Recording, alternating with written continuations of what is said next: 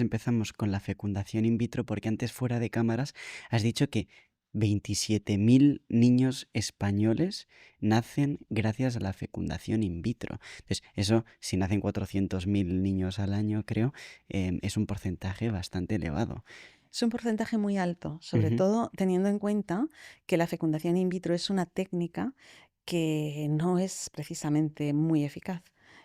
Solo el 24%, tomando una media de las estadísticas y de los informes al alcance de todos de la Sociedad Española de Fertilidad, solo el 24% de los procesos de fecundación in vitro acaban con gestación a término con nacido vivo, es decir, un porcentaje bajo de eficacia para una técnica.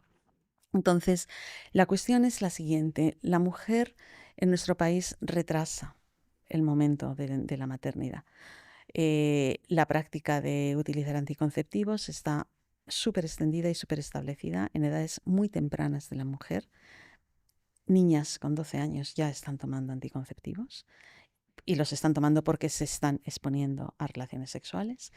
Y esto acompaña a la mujer hasta que eventualmente finaliza la carrera, empieza a trabajar, encuentra o no una pareja estable, decide acudir en la maternidad acompañada de su pareja o en solitario, etcétera, etcétera. Entonces, este retraso de la fecha en la que la mujer decide ser madre, acompañado de una práctica anticonceptiva sostenida durante 20 o 30 años, hace que no sea tan fácil quedarse embarazada cuando se decide entrar en el proceso. Y este no ser tan fácil quedarse embarazada, se busca la solución en la técnica de fecundación in vitro. No siempre es este el caso, en otras ocasiones se acude por razones de infertilidad del varón o por otras cuestiones, pero esto tiene un peso muy importante. ¿Qué implica la fecundación in vitro? Implica, por una parte, obtener los gametos de la mujer y del varón. Y para obtener los gametos de la mujer, a la mujer se la somete a una administración de hormonas que induzca una ovulación idealmente de más de un óvulo por ciclo. Esto puede llevar a consecuencias de padecer un síndrome que está descrito en los manuales de ginecología, que se llama síndrome de hiperestimulación ovárica, porque la mujer genera un óvulo maduro por ciclo. Al administrarle este cóctel hormonal, lo que se pretende es que se generen cuantos más óvulos mejor, y esto supone un estrés hormonal que puede derivar en el síndrome de hiperestimulación ovárica de la mujer. Ya están los óvulos, está el semen del varón, hay varias técnicas de fecundación in vitro, pero se cocultivan en la placa de cultivo en el laboratorio y se genera un número de embriones. Eh, es conocido que para la mujer no es bueno someterse a la hiperestimulación ovárica de manera sostenida en el tiempo. Y también es sabido por la tasa de eficacia de la técnica que en un solo ciclo es muy difícil que la mujer quede embarazada. Entonces se intenta, como digo, generar cuantos más óvulos maduros mejor, para generar cuantos más embriones mejor y para preservar a la mujer de someterse a otros ciclos de estimulación. Por tanto, pongamos que se generan, no sé, 5 embriones. Esos 5 embriones no se van a transferir al útero de la madre, porque sería, si todos se implantan, inducir un parto gemelar de 5, lo cual no es una buena práctica y pone en riesgo la vida de los 5 y la vida de la madre. Por tanto, se transfieren de 2 en 2, de 3 en 3. Los embriones sobrantes, que así se llaman en la práctica de fecundación in vitro, ¿qué se hace con ellos? Se congelan.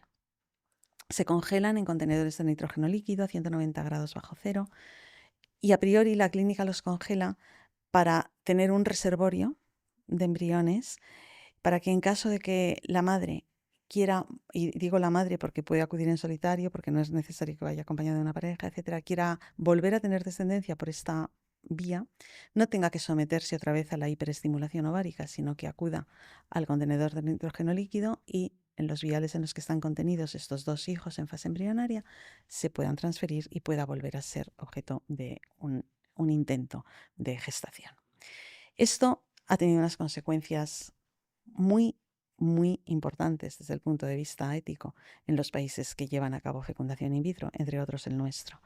Nosotros tenemos ahora mismo acumulados en nuestras unidades de reproducción humana asistida más de 400.000 embriones congelados. Y el destino de los embriones congelados, nuestra legislación recoge que puede ser desde destruirlos, descongelarlos y no continuar con el proceso, donarlos a parejas que deseen gestarlos, descongelarlos para que sean objeto de investigación con la consiguiente destrucción del embrión, o descongelarlos para que formen parte de un proceso parental de la pareja que los encargó. Y esta es una de las consecuencias de la fecundación in vitro: hiperestimulación ovárica para la mujer, acumulación de hijos congelados como reservorio por si quieren volver a tener descendencia, hijos en fase embrionaria. ¿Y qué pasa con los hijos, no? Bueno, ¿cuáles son las consecuencias para los hijos? Este es un tema muy interesante y lamentablemente muy poco estudiado, pero sí que hay datos en la literatura científica que apuntan hacia una mayor incidencia de determinadas patologías en niños que han sido generados por fecundación in vitro versus niños que han sido generados por reproducción sexual normal. No hay que olvidar que en la fecundación in vitro el proceso de fecundación ocurre en una placa de cultivo y no ocurre en el útero de la madre. Y esto puede tener unas consecuencias. Descritas en literatura: mayor incidencia de determinados tumores pediátricos, mayor incidencia de algunos síndromes. ¿Se recoge esto en el consentimiento informado de las mujeres que entran en un proceso de fecundación in vitro? No. Es verdad que falta investigación en este campo, pero es verdad que la investigación tampoco se está estimulando. En la historia clínica de una patología pediátrica se pregunta cómo nació el niño: ¿fue parto vaginal o fue parto por cesárea? No se pregunta cómo se generó el niño: por reproducción sexual normal o por fecundación in vitro. Si este dato se recogiera, tendríamos unos datos estadísticamente sólidos como para poder concluir qué patologías son más prevalentes, si es que lo son, en niños generados por fecundación in vitro.